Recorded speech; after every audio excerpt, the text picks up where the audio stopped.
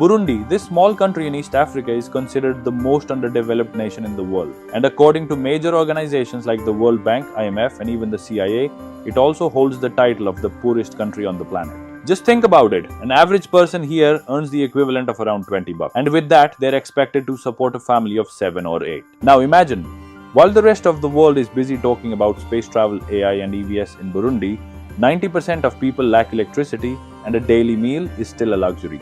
This place is so poor that even if someone here worked day and night, non-stop for months or even years, they might still earn what someone in the US or Europe makes in just one single day. And the most heartbreaking part? On the Global Happiness Index, Burundi ranks at the very bottom, almost every year, which means people here are officially some of the most unhappy in the world, mainly because of the tough conditions they live in. Despite all the negative things I read online, something in me stayed curious. I wanted to see Burundi for myself. What I found there, no book, screen or article had ever shown me. I saw joy on the faces of little kids, people dancing, laughing and welcoming me with open arms. It felt like stepping into a celebration. Standing among the children, I noticed something beautiful. They touched my hand, looked at me with wonder, not fear. In that moment, with all I saw and felt, one thing became clear. Real wealth isn't in GDP, it's in humanity, in smiles. And by that measure, Burundi is richer than most rich countries. In the next 60 minutes, you're about to meet a country that carries a lot of pain, but also a place where the smiles beat the sadness every single day.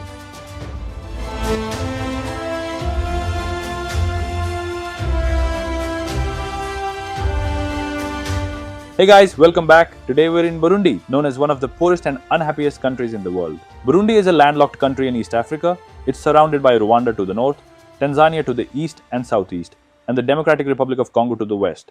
Southwest of Burundi is Lake Tanganyika, Africa's deepest and second largest freshwater lake. One of its neighboring countries, Rwanda, is home to Kigali, known as Africa's cleanest city, and often called the Singapore of Africa. That's where my last trip ended, but now we're in Bujumbura, the largest city and the commercial capital of Burundi. In fact, Bujumbura is also home to the only international airport in the entire country. Although Gitega is the capital and its second largest city, but most of the action happens in Bujumbura, where I am right now. Burundi has a population of just over 14 million. That's about 1.5 crore people. Today is a Sunday, and since nearly the entire population follows Christianity, it's a church day. You can feel the calm, every corner seems to exhale and relief. Quiet streets, closed stores, and most people at church or resting at home. Sundays are important here, so it's the perfect time to explore the real Burundi. Let's start today's journey in Bujumbura, the country's largest city. I've booked a country tour, and honestly, I might be in the best car in all of Burundi right now.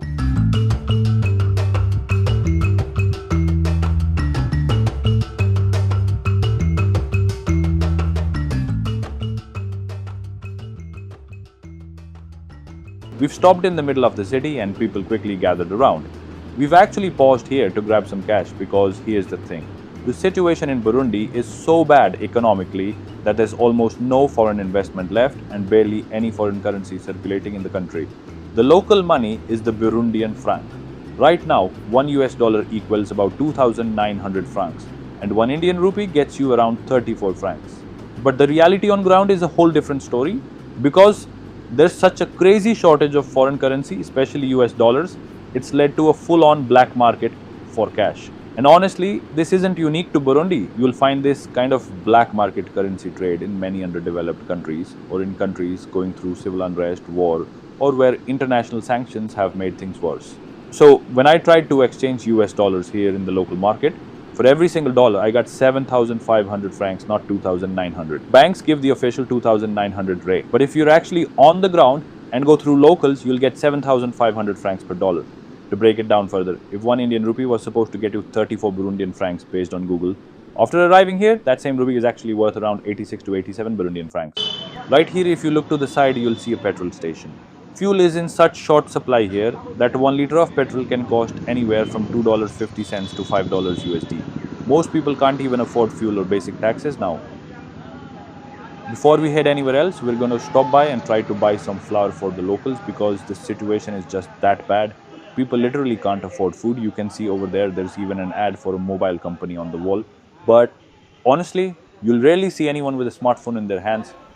Alright, I'm stepping out of the car now and you can see a few sacks of flour. Is it from maize or cassava? Yeah, it's a maize. Maize, okay. Maize is much better. Maize is better, yeah. Yeah, so it's 110 local money. Burundian franc? That's around 110,000. 110,000. That's around 15 euros. That's around 15 US dollars according to black market rate, right? Yeah, bro, Okay. I'm giving you the rate of black market. Okay, let's get 10 of these. Alright, we've picked up maize flour for the people here. In this part of Africa, people mostly rely on cassava, which is a root vegetable or maize, also known as corn or mealie in some places. From these, they make a dish called ugali, or in some countries, it's known as bugali or shima. It's a thick dough-like food that serves as their main source of carbohydrates. They usually eat ugali with stews, vegetables or meat, and honestly, you'll find it in almost every single household. It's not just food, it's a staple, a part of daily life. All these buses you see right now, they're all standing in line just to get fuel. Look at how long this line is. It stretches for hundreds of meters. And it's not just here, it turns into that alley over there. And the line keeps going. Also, if you look at shops around here, you won't see flashy posters or huge billboards for advertising. Instead, shopkeepers just paint their store names directly onto the walls to promote themselves. It's way cheaper and gets the job done. And just look at the roads, they're practically empty. Hardly any cars running. Why? Because there's just no fuel available. And even if fuel is available, it's mostly in the black market and the prices are insane. The line of buses you just saw at that fuel station, that's not unusual. You'll see this kind of thing on almost every street corner. There's so little fuel that 20 liters of petrol can cost you around 500,000 Burundian francs. That's 25,000 francs per liter.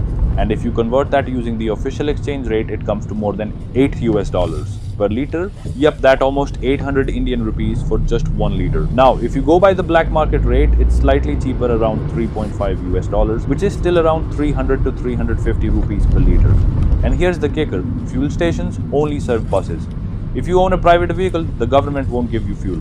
They basically say, figure it out yourself. Why? Because public transport is essential, so the buses get priority access. But even then, these bus drivers have to wait in line for hours, sometimes days, just to fill up, and it still costs a fortune. Now, you might be wondering, where do private vehicle owners even get their fuel from? Well, they have no choice but to buy it from the black market. And while diesel is slightly cheaper than petrol, it's still no bargain. 1 liter of diesel costs about 15,000 Burundian francs, which is around 5 US dollars or roughly 450 rupees at official rates. On the black market, that comes down to about 2.5 US dollars, which is 200 to 225 rupees per liter. But even then, it's extremely hard to find. Yes, buses do get fuel at the official rate, which is around 4,000 to 5,000 francs per liter. But the supply is so low that not every bus gets served either. And private car owners, well, they're not even in the conversation. We just got out of the car and walked into a resort to check out the beach here. You might wonder, how does a landlocked country have a beach? Well, that's where Lake Tanganyika comes in. This lake is huge, crossing several countries. It feels like a sea. And man, I was honestly shocked to see such a fancy place here. Like, wow, this country has some seriously surprising spots. There are a few people chilling out here, sipping on beers, soaking in the weather. I even spotted a couple of tourists, and I'm pretty sure this is where all the tourists in the whole country are right now. But yeah, most of the crowd looks local. Still, check this out. Right in front of us is the stunning view of Lake Tanganyika, Africa's second largest and deepest lake.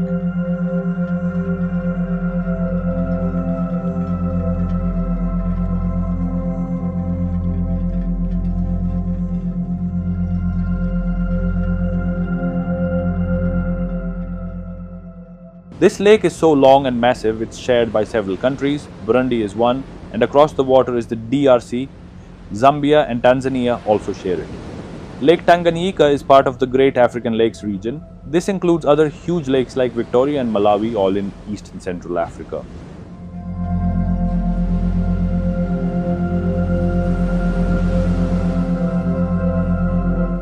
There's not much to see in Bujumbura, and this is probably one of the only real highlights from here.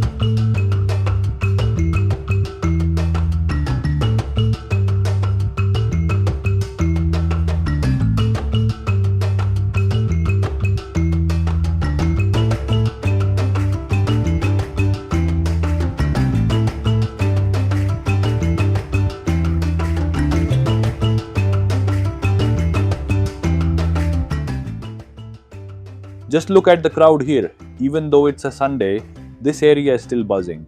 Looks like some kind of local market going on. Here you'll see taxis lined up that go to different cities and provinces across Burundi. And check this out, there's a giant speaker right out in the open, blasting music on the street. It's just part of the vibe here. Right in front of us is a truck with the Burundian flag, and inside there are soldiers. So yeah, gotta be a little careful around here. Back near the parliament, there was a lot of fencing and security. We just crossed that area now. Over here, you'll see some local homes and farms. People grow their own food and mostly eat what they produce, as farming is a key part of daily life and survival in rural Burundi. They practice what's called subsistence farming, meaning they only grow enough to feed their families. They're not very connected to the outside world and try not to rely much on money or markets. Everything they need, from food to basic tools, is usually sourced or made locally. At the same time, you'll notice a lot of fuel stations are either completely shut down or fenced off. Why? Because they've simply run out of fuel. There's nothing left to sell. Most fuel stations look abandoned, totally empty. And the ones that do have fuel, you'll see lines of people and vehicles stretching out for hours, sometimes even days, just waiting their turn.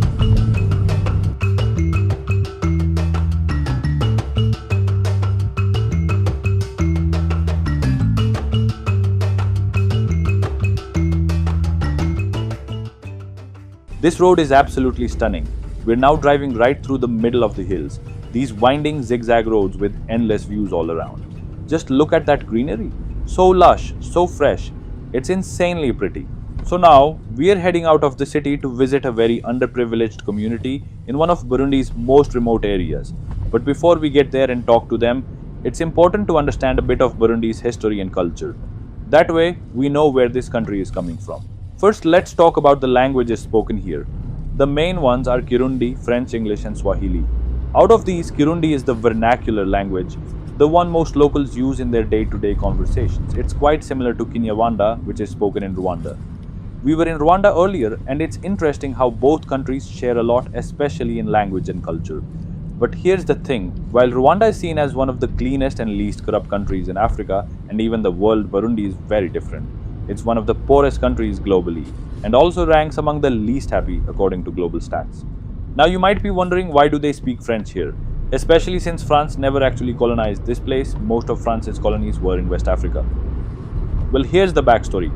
Burundi was never a French colony, it was a Belgian one. Back in the 17th century, this region was part of the Kingdom of Burundi. Then came the Germans, and Burundi became a part of German East Africa around 1890. But from 1916 onwards, the region came under Belgian control. Belgium grouped together Rwanda and Burundi under one territory called Rwanda-Urundi, which lasted from 1916 to 1962. And during that time, Bujumbura, the city we're currently in, was actually the capital of that whole territory. Then finally, on July 1st, 1962, both Rwanda and Burundi officially gained independence from Belgium and became two separate sovereign nations with their own governments and identities. After independence, Burundi faced conflict, civil wars, and instability. Tourism is almost non-existent and few travelers visit. That's why understanding Burundi's history and reality is key to seeing its people's struggles.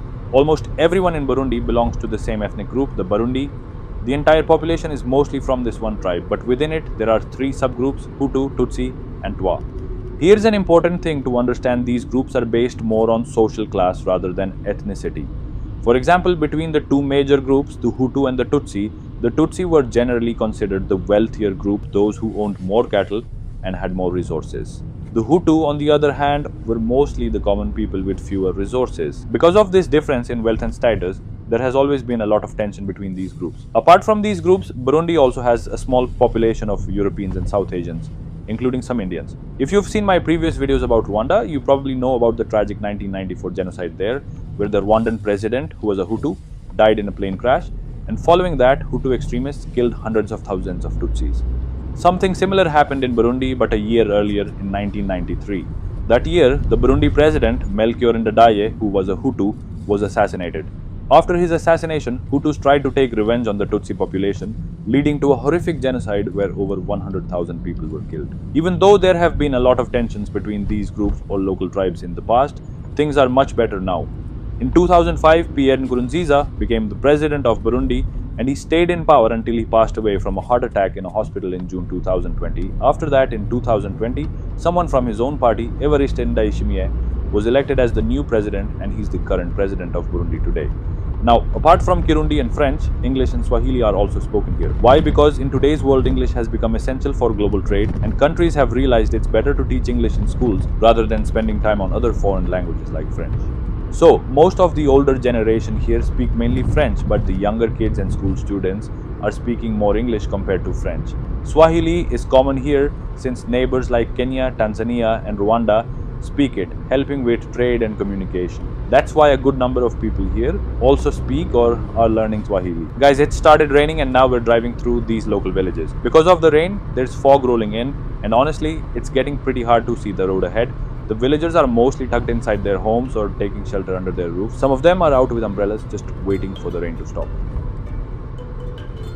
Most of the shops were already closed since it's Sunday, and now with this rain, people can't really do much. They're just sitting around, chilling, hoping this rain lets up soon.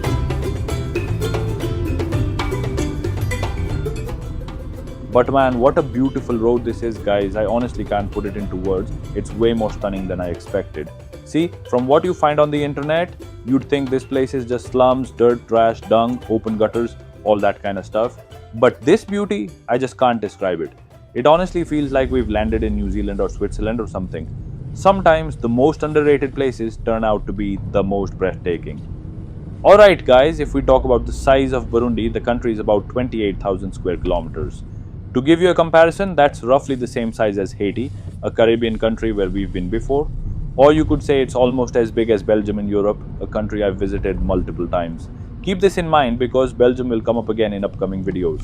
Now, Burundi's neighbor, Rwanda, the country we were in before coming here, is also about the same size. Since both Burundi and Rwanda have nearly the same area, and their populations are quite similar too, Rwanda has about 14 million people, and Burundi is just a bit higher, around 15 million. Now, because the population is so high compared to its area, Burundi is heavily populated. This is why both Burundi and Rwanda are among the most densely populated countries in Africa. Rwanda ranks number 1, and Burundi is a close second in terms of population density. With such a small land area and so many people, tackling poverty and ensuring basic resources for everyone is a huge challenge.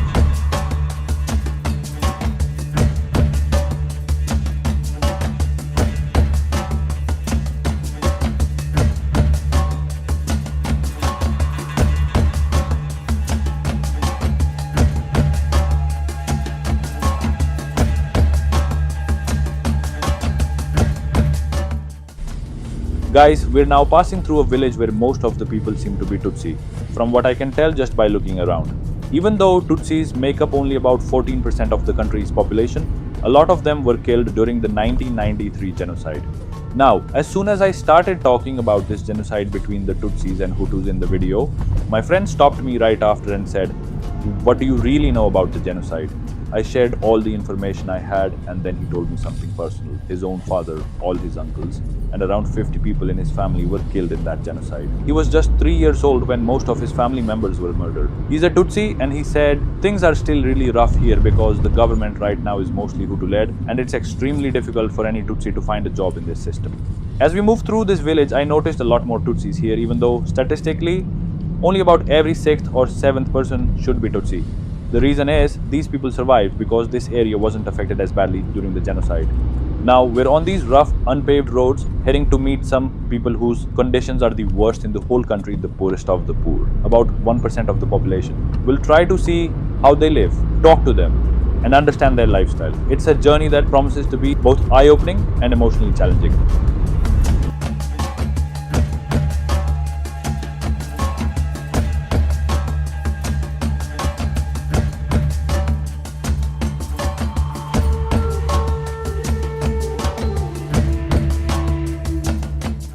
Just a little while ago, 2 soldiers stopped us on the road, and yeah, they had guns with them.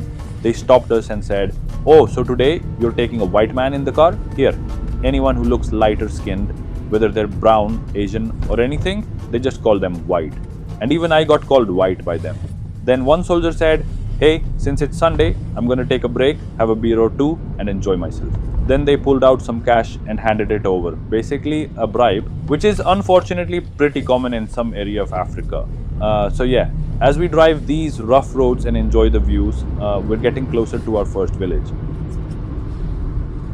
Just a little ways down the road, there are some kids hanging out. Some of them get scared when they see the camera and run away, while others shout out, "Oi, Muzungo!" which means white person here. They shout it and wave hello. Man, what a scene. Absolutely amazing. Wow.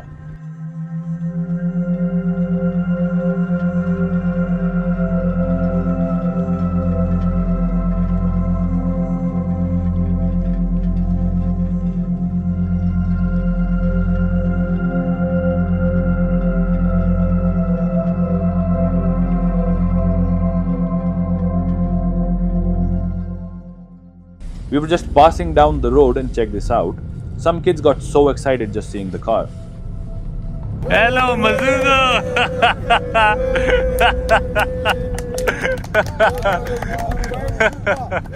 Hello!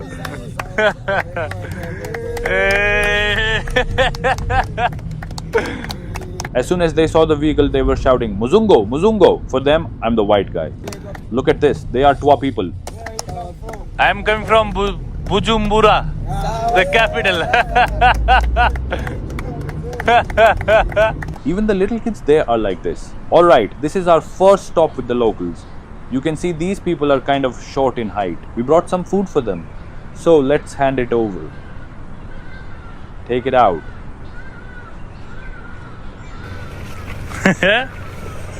You seem happy. Are you happy? Yes. Yeah?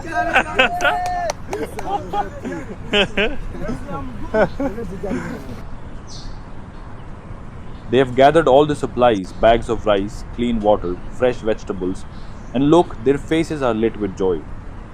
And if you look closely, you'll notice their height is quite short compared to other groups.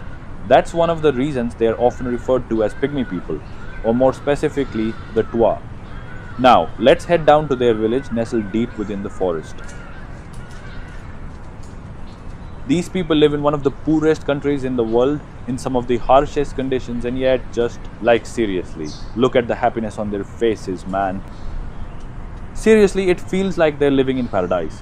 Check out the scenes. They're jumping around, singing, just overjoyed that the flower has arrived. They're shouting, flower is here in the whole village. Come on, let's run along with them.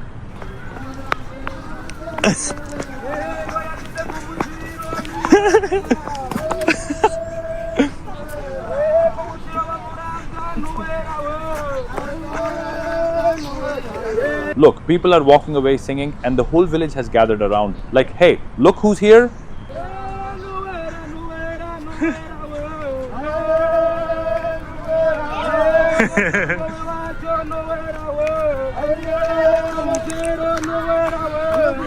Check it out, the whole village has gathered.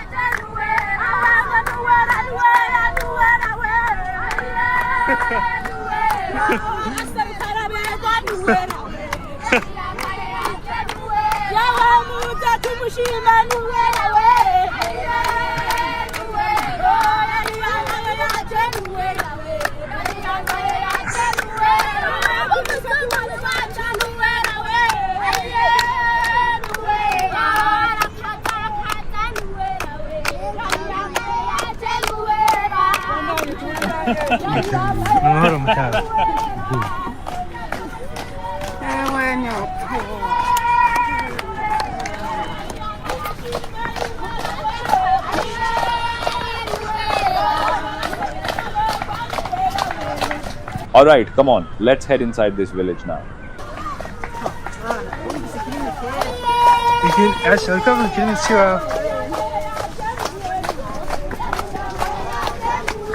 They're dancing there too. Hey, Jen,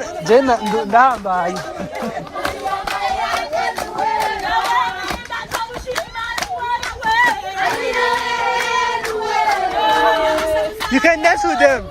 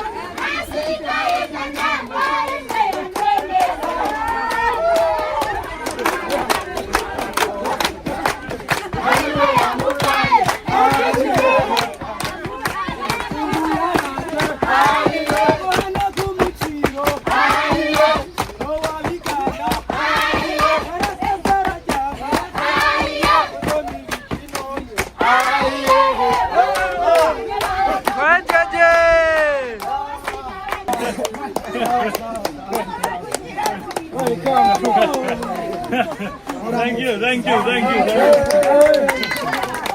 you. These folks just don't want to stop. They've been dancing non-stop since then.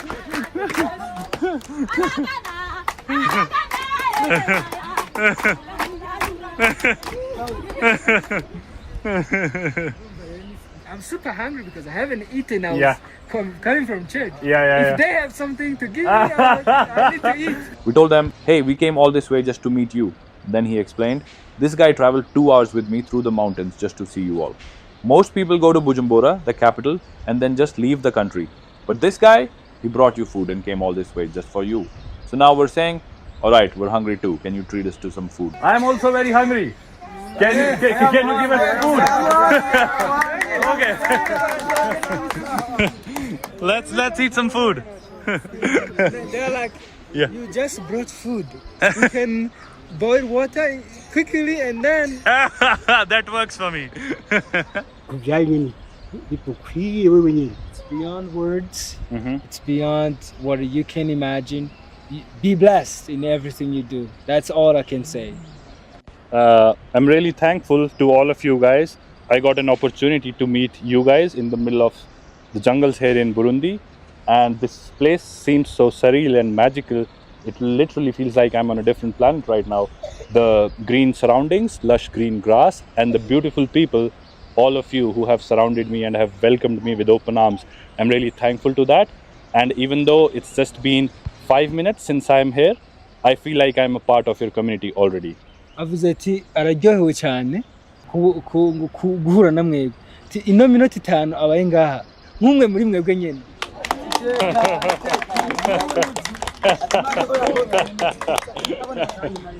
I'm building a house for one of them. Okay, wow. So I want let's go to see the house. Okay, and, let's do it. yeah. Let's go.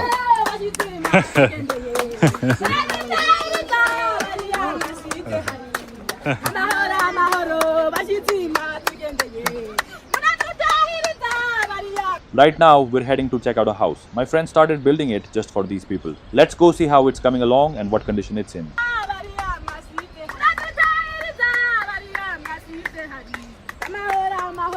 Look at this, man. It seriously feels like these people are living in paradise.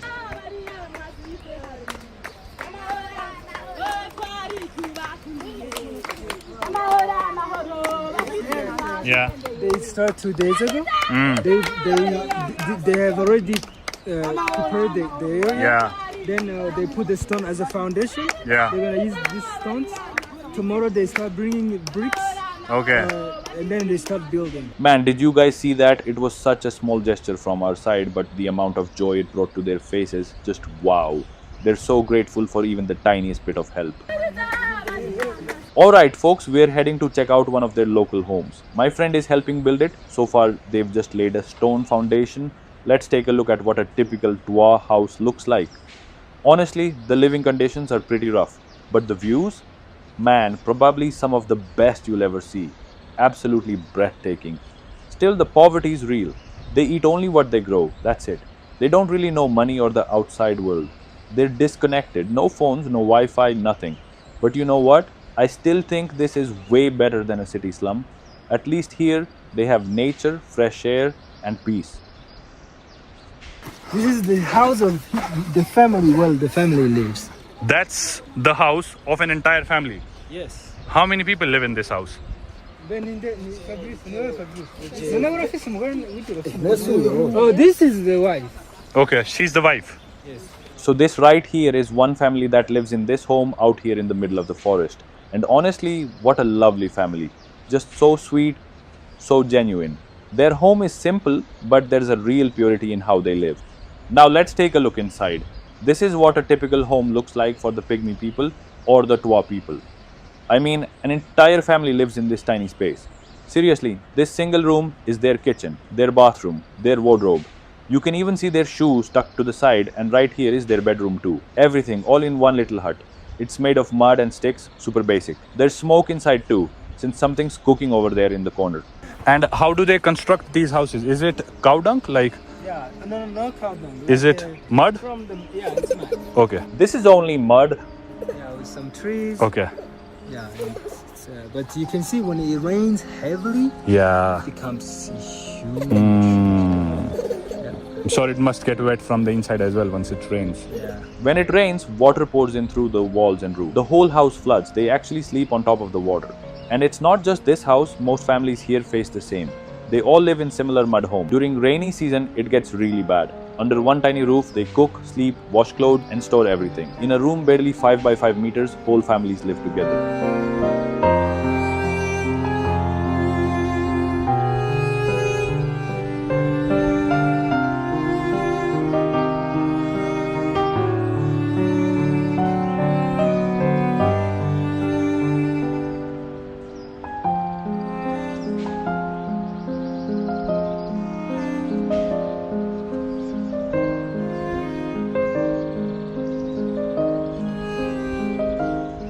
Alright folks, let's start heading out now. Just look at their shoes, man. Every pair is worn out and torn. Some are barely holding together. There go a few of the kids walking off.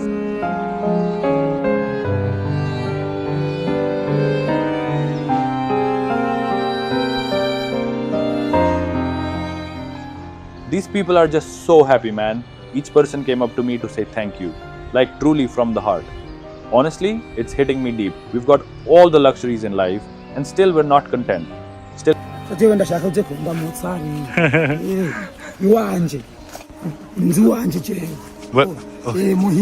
Muhira. Okay. Thank you.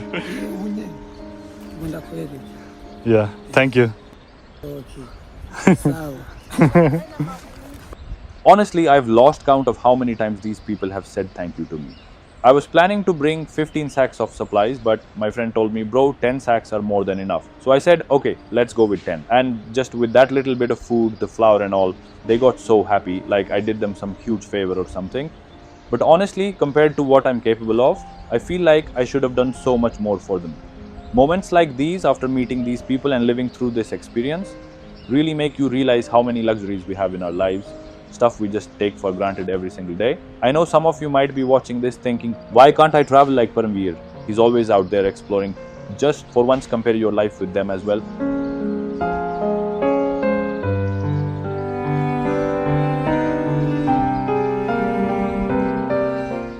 Hey kids, come on over.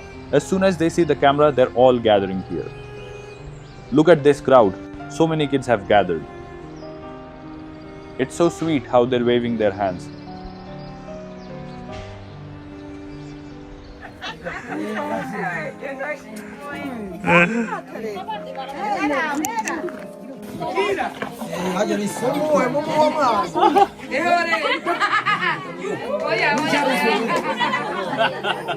Okay, clapping.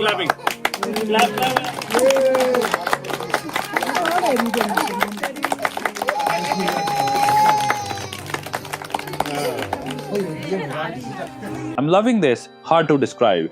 Look at this, folks. Now they've started saying goodbye and kicked off the singing and dancing all over again. Like, come on, you guys are gonna tire yourselves out. Let's just wrap it up already.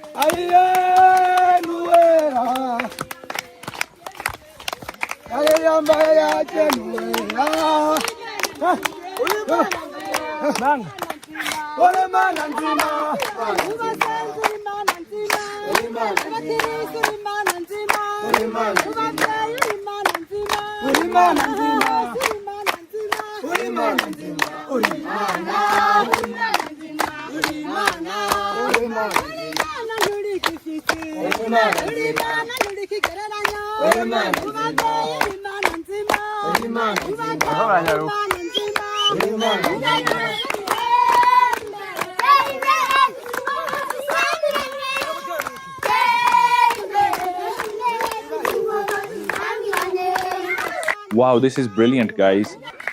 Look at these incredible kids. They were goofing around.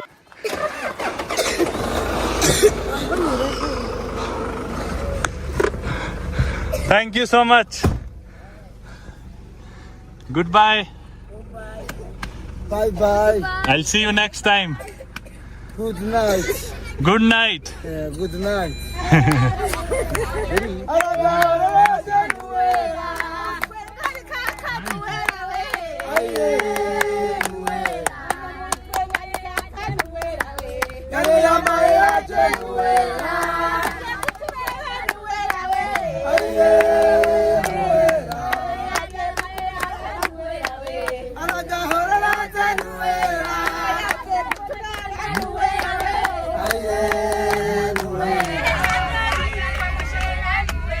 Bye, bye, bye. Bye, bye. I swear, if I hear bye one more time, I might just move in permanently. Bye, bye. Come on, kid, let's shake hands. No money, just handshake. Yeah. Money. Money? Take your money.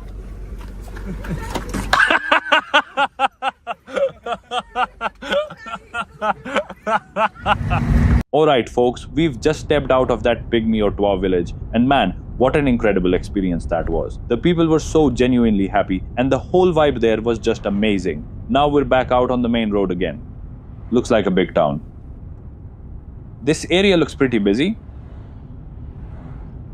It rained here just a little while ago, but as soon as it stopped, the streets filled up again. People are back to their hustle like usual.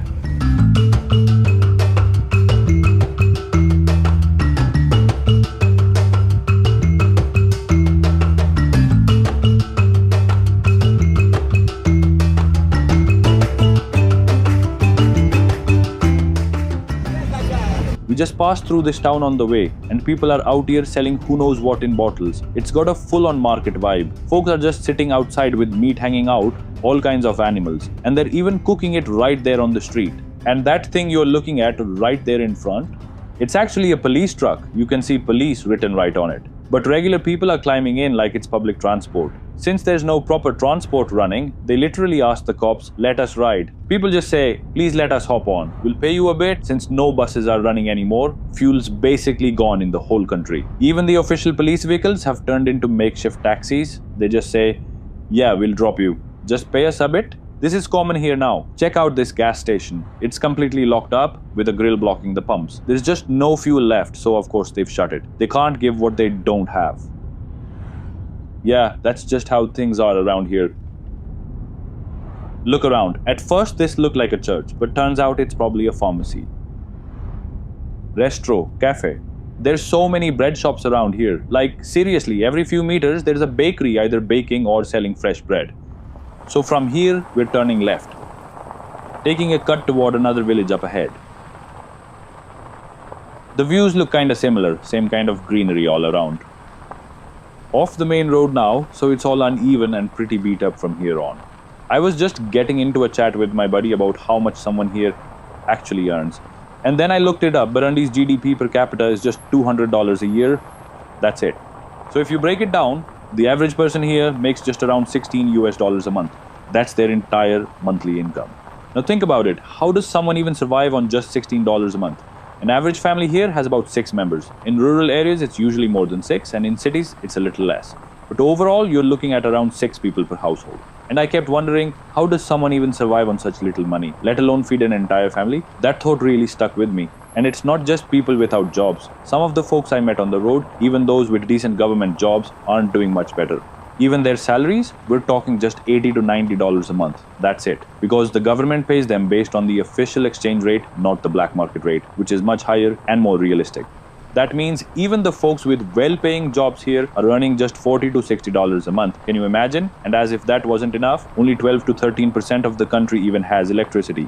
In United States, it's 100%. Same with the internet. Here, just 5% have access. In United States, it's more than 95%. And these days, pretty much everyone has an internet SIM card. So now we're heading into another village, and from a distance, I can already see kids running toward us, all excited. They're shouting, "Who has come? Who has come?" Just the sight of our car had them completely surprised. Look, people here are farming and just look at the kids. They're so happy. One kid was shouting, "Look, a Muzungu is here," and now more kids are running over to see what's going on. Hello. People were out there, busy farming, but the moment they saw us, they just stopped. They are probably wondering who just showed up. Hello. Whoa, slow down, you'll end up getting hurt. Hello. Hello. You'll get hurt, don't run.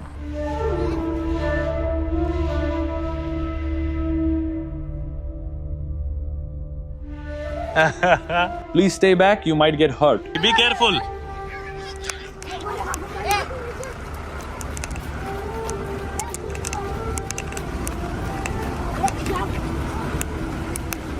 Man, the kids were so excited, like they'd never seen a car before. Or a foreigner. You should have seen them running toward me, like someone just dropped into their jungle village from another world.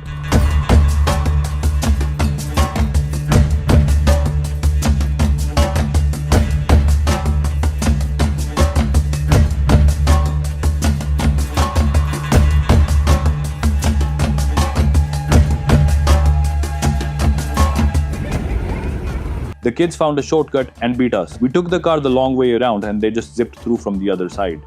Just see how excited they are.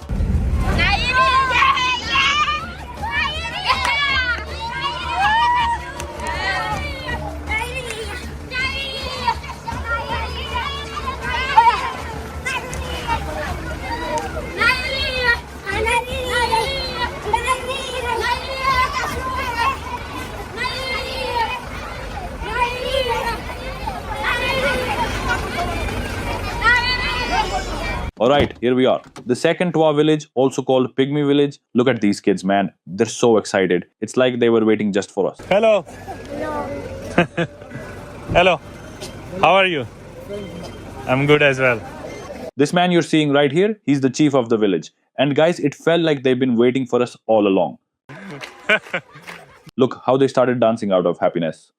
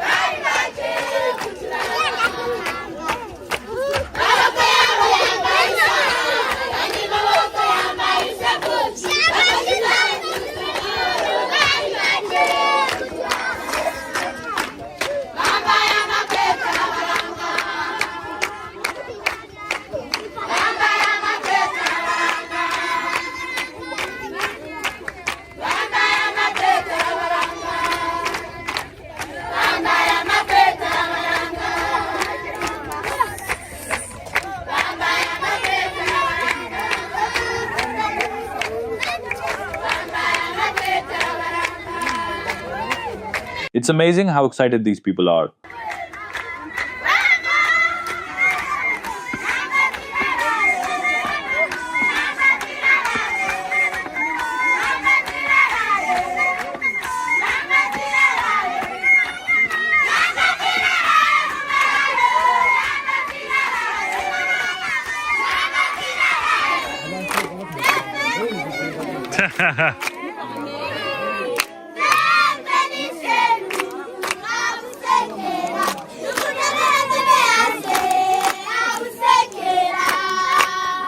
Guys, the way everyone's welcoming us, it's just so heartwarming. Honestly, it feels like they were already prepared for us, like they were literally waiting. Maybe my friend called ahead and told them we were on our way.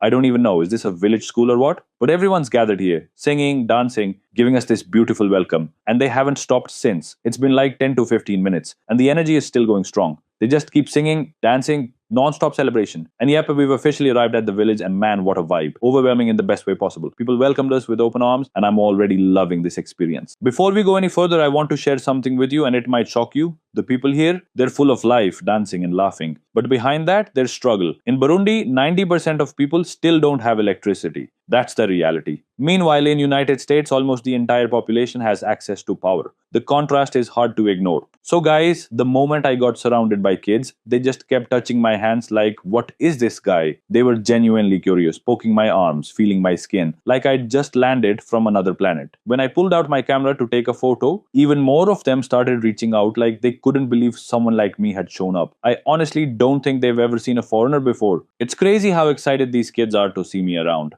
But still, they're amazed. It's like, wait, why does he feel different? Look at this. Everyone's reaching out, trying to touch me, trying to figure me out.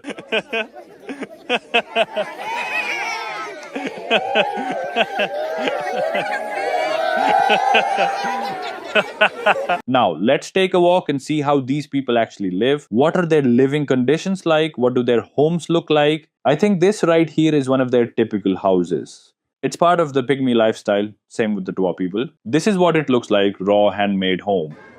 And there's a guy in the back chatting with his girlfriend. Let's step inside and take a look. This is what it looks like from the inside. It's pretty dark in here, actually.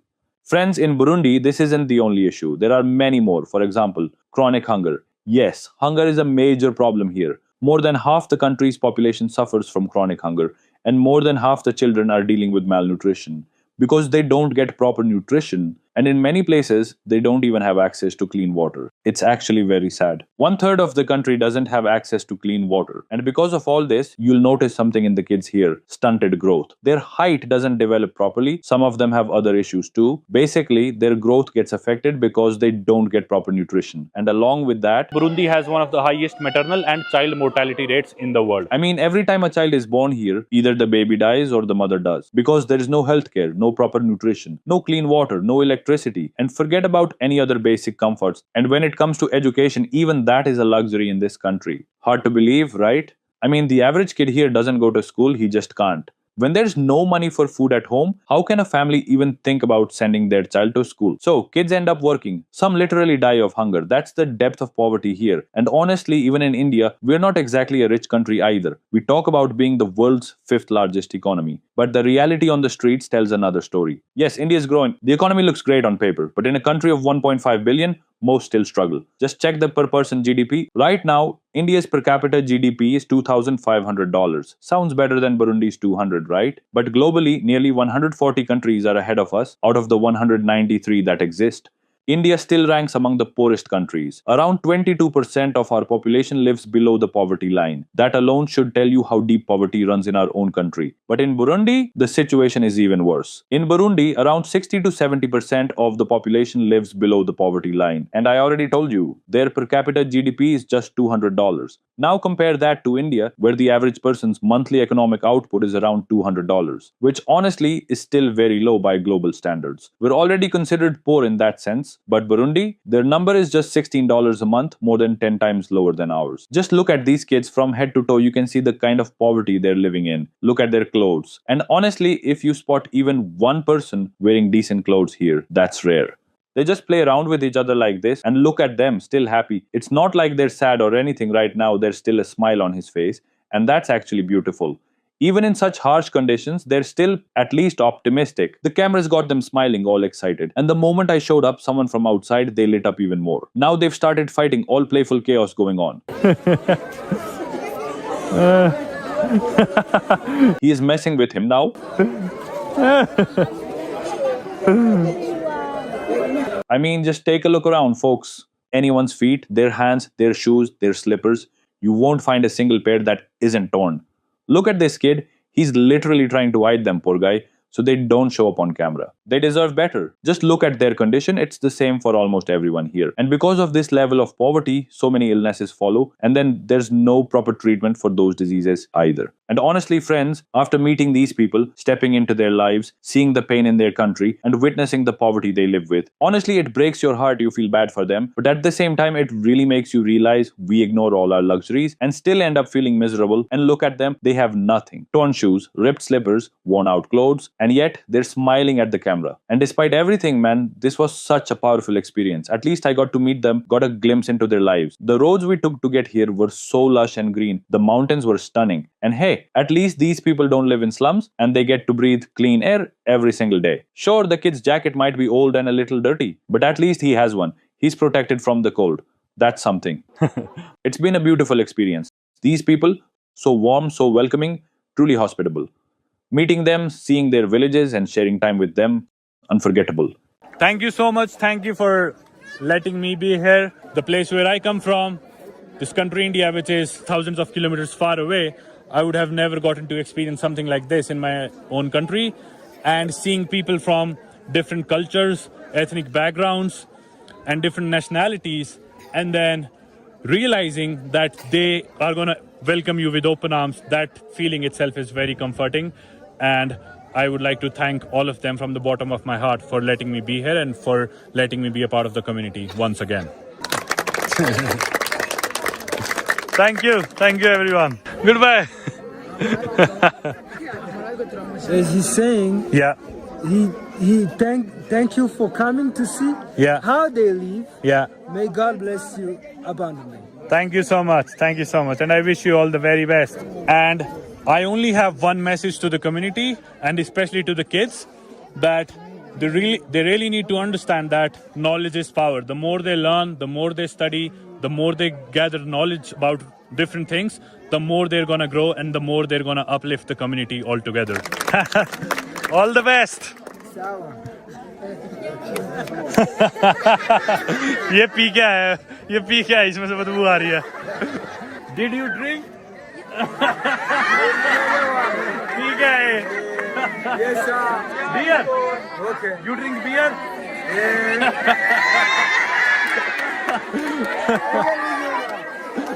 Alright guys, so we've made a small donation here for the local community just to help these kids study a bit better and get some decent food to eat. It's even written here, the name of this place is Dushangir, which means let's share.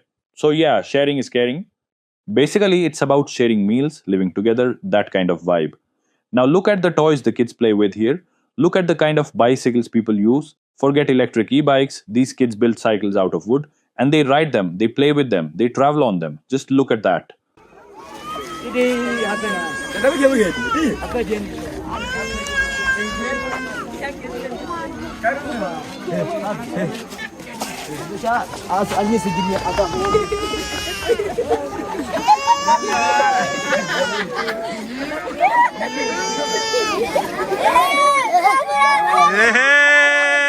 I'm truly impressed.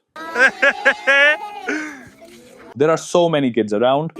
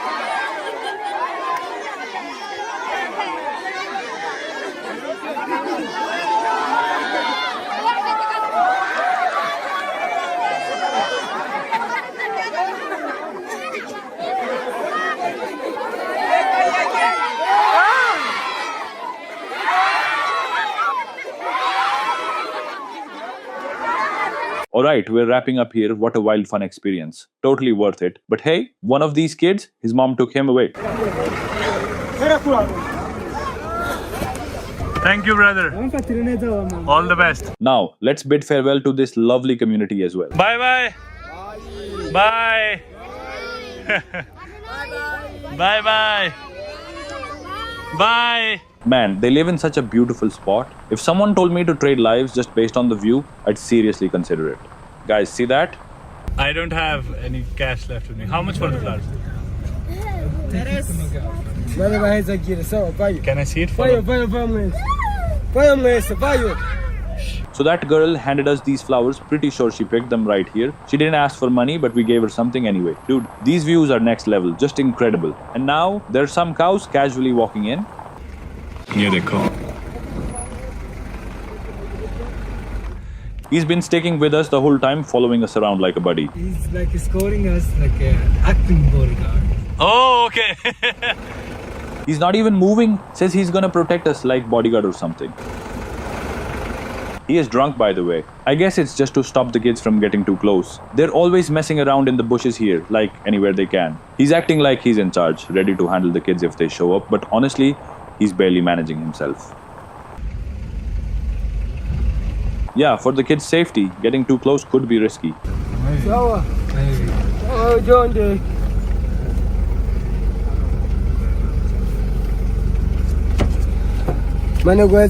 Goodbye.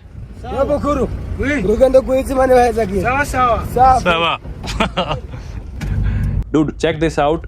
These guys are hanging off the back of a truck while it's moving. It's super foggy and dark, and they're just clinging to it. Why? Because buses don't really run and there's no fuel. So the second they saw a truck, they just hopped on the back. You can see how thick the fog is. And yeah, it's gotten pretty dark out here. Since it rained earlier, there's a lot of moisture in the air and visibility is low. We're almost near Bujumbura city now, and surprisingly, street lights are actually on.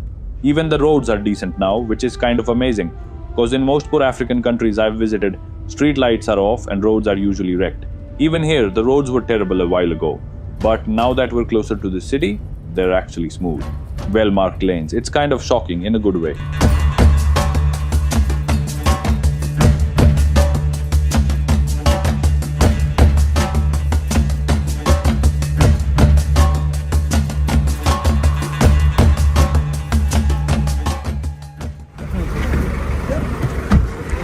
Feels like a storm's coming, the winds really started howling. We've entered the city, but even here, the lights haven't come on. The petrol station's closed, no surprise there, and not a single street light is working. Alright, I'm at an EcoBank ATM now. If you're ever in Africa and need to withdraw cash, this is hands down one of the best banks to use.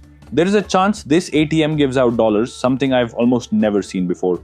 I mean seriously, I've never been to a country with signs about economic distress or currency restrictions, and still found an ATM that dispenses US dollars.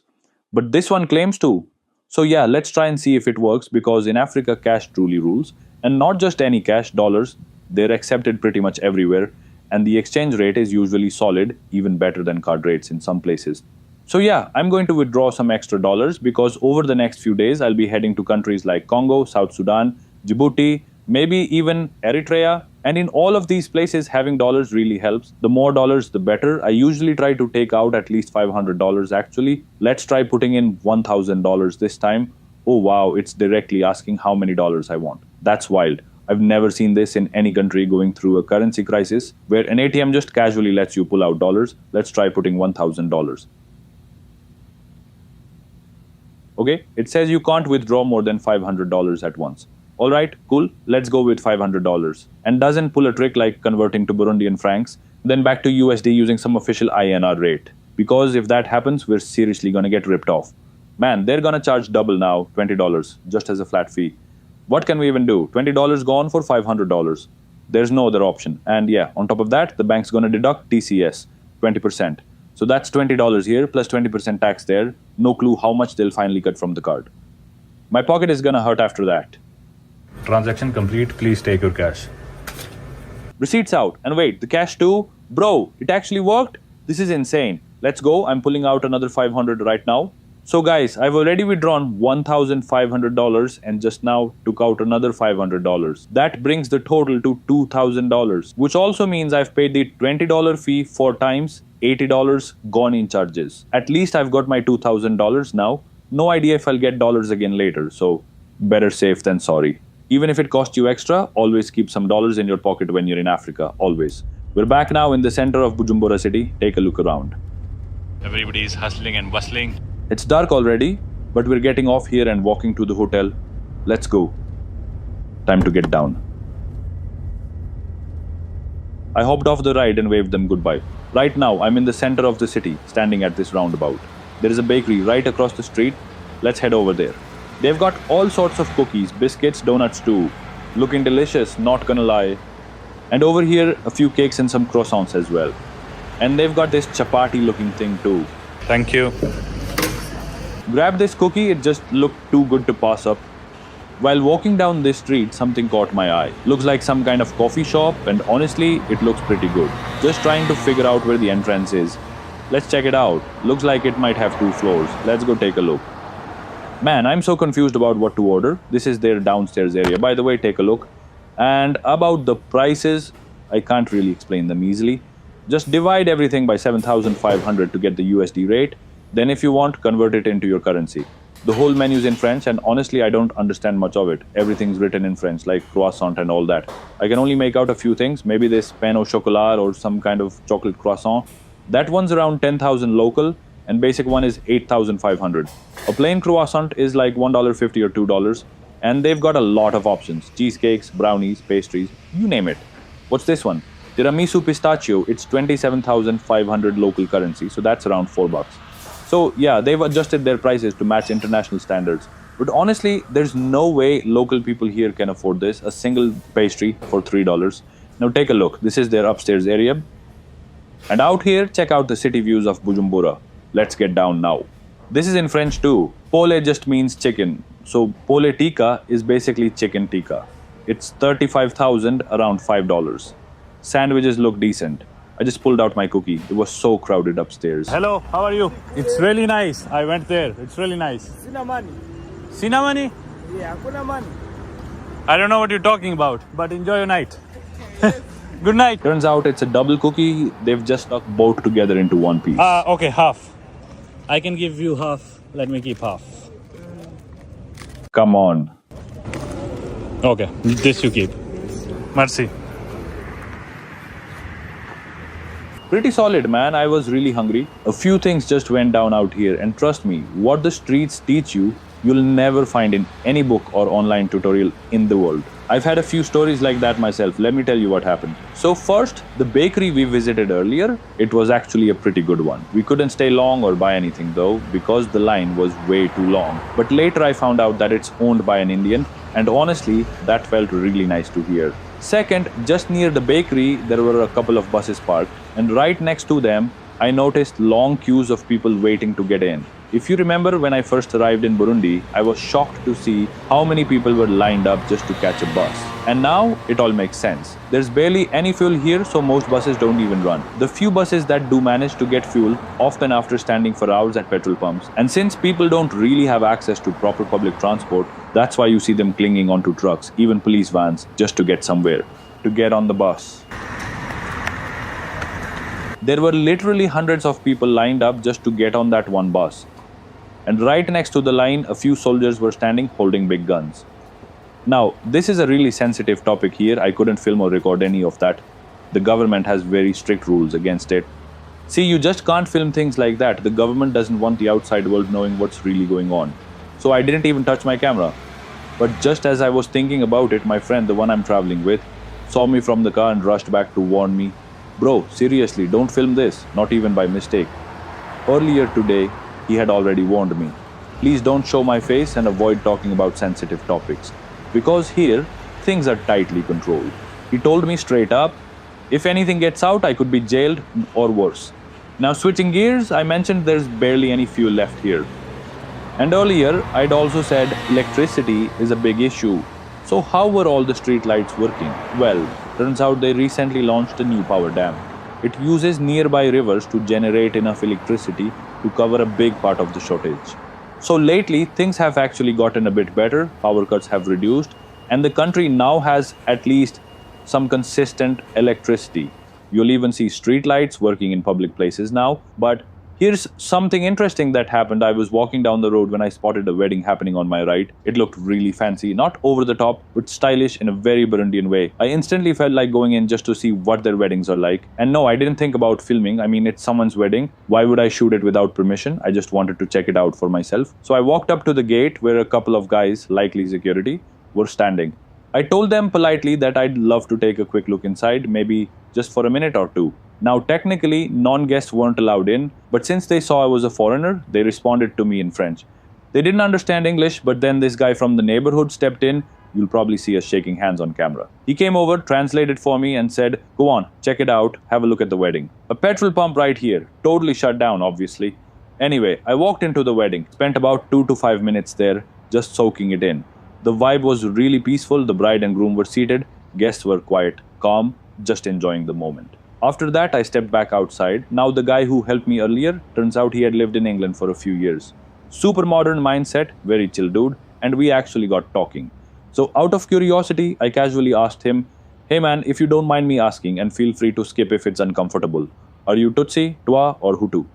The moment he heard that question come out of my mouth, he said, "Bro, it's fine that you asked me, but never say this in front of anyone else." He warned me seriously, people could literally kill you over this topic. He told me it's so sensitive, you can't talk about it publicly, not even casually ask someone.